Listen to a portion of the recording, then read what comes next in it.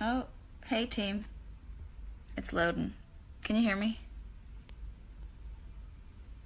There needs to be something where it's like pre-live and it gives you the countdown and it tells you everything. Like it tells you whether the sound's on and whether everything's in order and whether people like. That would be ideal. I have purple in my hair, guys. It's sort of faded to lavender now. The lady told me that it was gonna fade out after a few washes. After a lot of washes, she told me. But it's only been a few and it's already starting to fade. But I like it. I think it's like a cute little light, like a hint of purple without being too overpowering. Nobody wants a giant head of purple hair. Some people do. Hey, like what you like, do what you do. Who am I to judge? Guys, today I need to get a tripod for the camera too. Maybe I'll do that for next time. But want to talk about a few things. I'm going to start doing these Facebook lives bi-weekly. I'm really excited.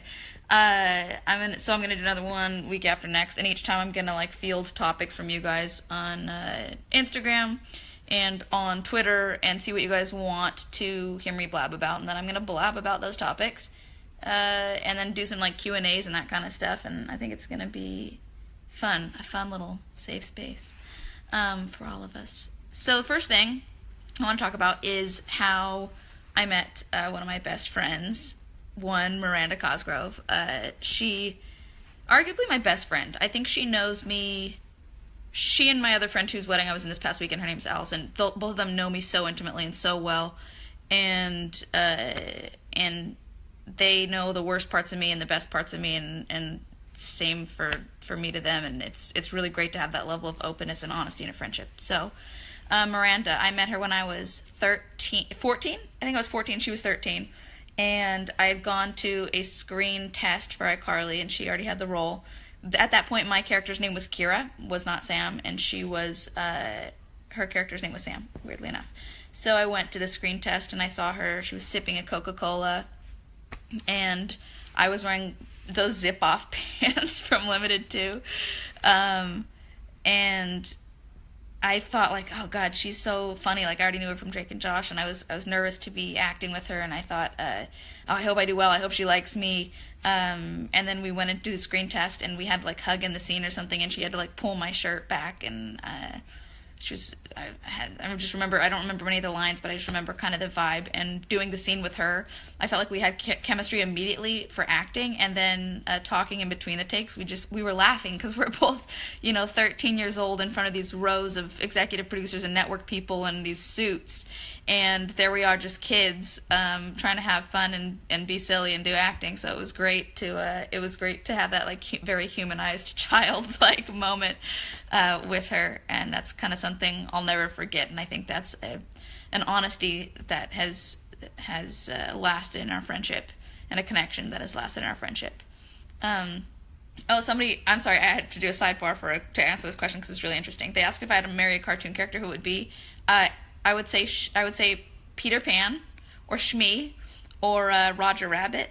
I love cartoon characters. Oh, or Flounder. I've had so many weird, probably unhealthy crushes on cartoon characters since I was little. I remember I would watch cartoons and I'd be like, Stitch, give me some of that. But I would have the thought and not be able to connect.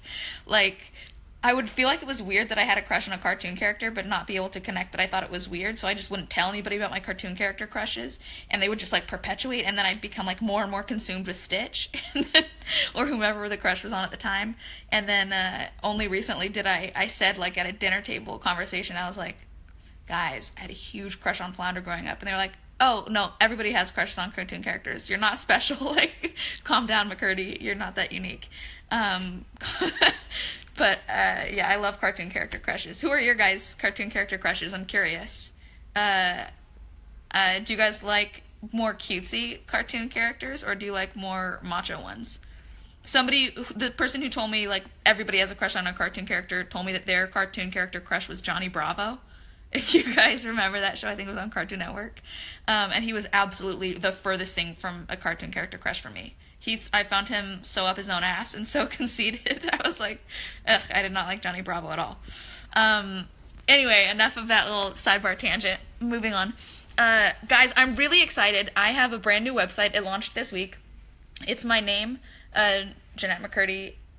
I don't know why you'd be watching this if you didn't know my name, but for those of you who don't know my name, it's jennettemccurdy.com, and there's so much stuff that you can do on the website. I'm really proud of it. I didn't design the website. My friend designed it, but with the amount of pride that I feel about the website, you'd think I did. I think it's a place that's going to be really fun for those of you guys who support me. Thank you. I think it's a nice hub, and I haven't really had a website for a while. Before this, it was just kind of a splash page, and it was kind of boring. There wasn't really much to do, and now my website's like a community, a place where you can do fun stuff and hang out with other McCurdians and hopefully ultimately be entertained or feel some sort of a human connection, because if you don't get that, then what's the point? So check out the website, jennettemccurdy.com, and also something about that I want to touch on is that I have a blog on the website called Going Mental, and it's just like for me to kind of shoot the shit and talk about fun mind stuff.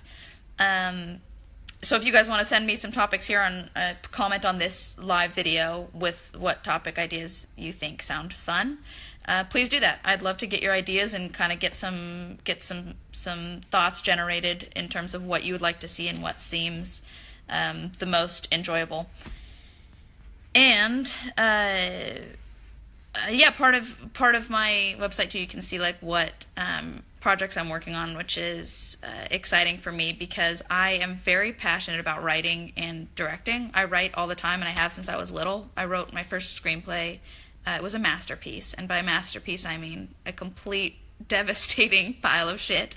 I wrote it when I was 10, and from that moment I was like, I like writing scripts. It was very fun. I had already acted at that point, but that was the only part of the entertainment industry that I knew. So then, for me to kind of follow my passion when I was little and to start writing, that always made me feel great and kind of fueled my fire and gave me a different feeling of creativity than I got from acting. Acting was more liberating in some senses, but more just totally different. For me, writing is like my passion because I get to say the things that I want to say versus articulating somebody else's words that they say.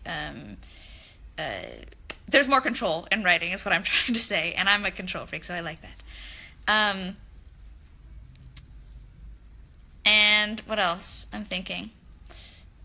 Somebody just said, watch your mouth, kids look up to you. And I want to say, I appreciate the kids who look up to me, and I appreciate anybody who does look up to me, but also I really stand by the fact that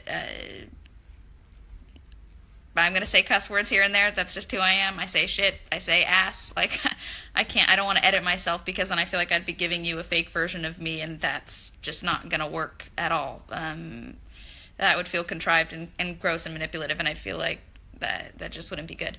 So I'm gonna do me, but hey, you do you, and if you like it, you like it. If you don't, you don't. What can you do?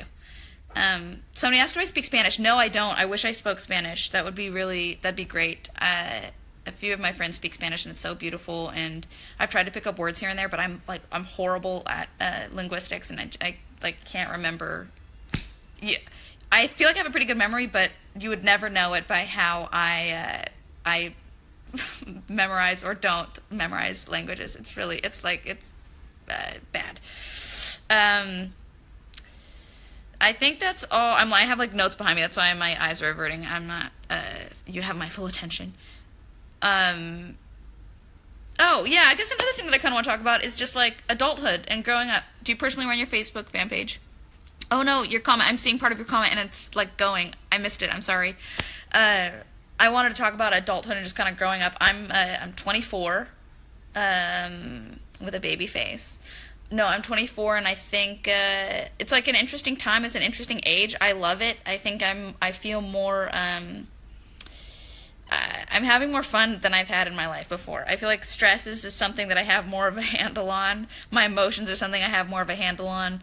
I'm feeling a different quality of life than I felt before, especially my adolescence. My adolescents were ridden with anxiety and just really I had no grasp on how to handle my emotions, and I was just stressed out all the time. And it I can look back on my adolescence with fond memories, of course, but at the same time, it was kind of a pain. I didn't really have like a ton of great supportive friends. I didn't really have a trustworthy like adult support system around me, so it was just kind of confusing. And those years, I think your years of adolescence can be pretty rocky, and I would say that mine definitely lined up with that. So now I'm happy to be in my 20s and to be in charge of myself and pointing my life in the direction that I want it to go, and working hard and surrounding myself with people that are uplifting and kind and good for my health.